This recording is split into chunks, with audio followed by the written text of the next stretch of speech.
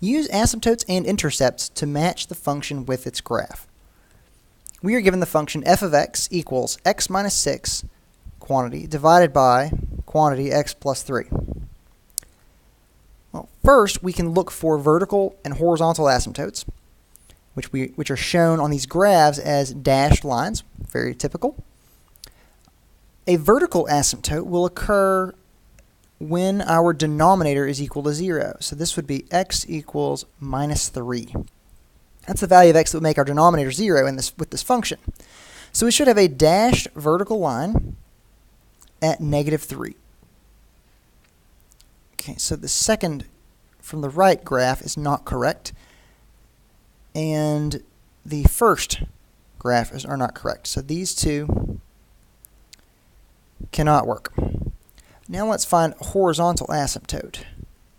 So our degree of our numerator is 1. The degree of our denominator is also 1. So we'll need to take the ratio, our leading coefficients. Our leading coefficients are 1 and 1 respectively.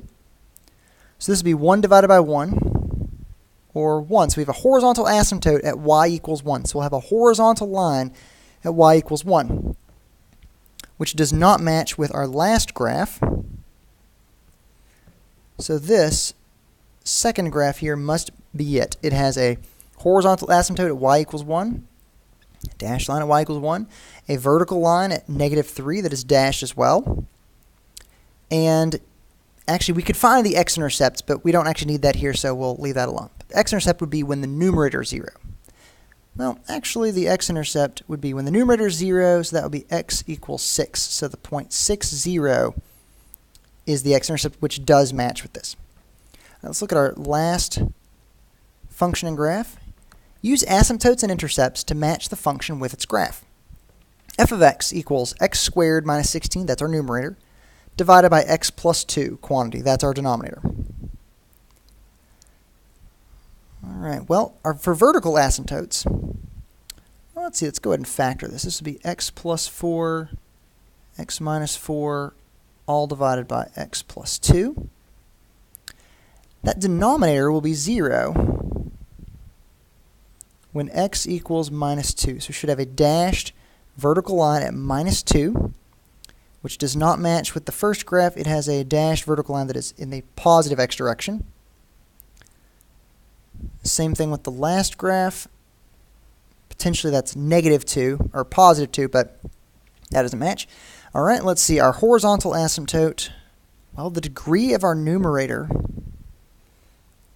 is 2, and the degree of our denominator is 1, which means we might have an oblique asymptote, or a slant asymptote. So let's do the long division off to the side. That actually won't help us here because both of these have a similar characteristic.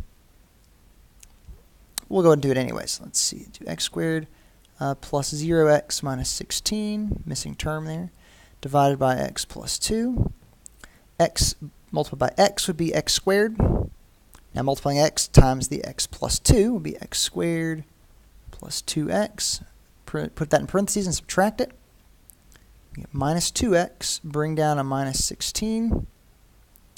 X multiply in our divisor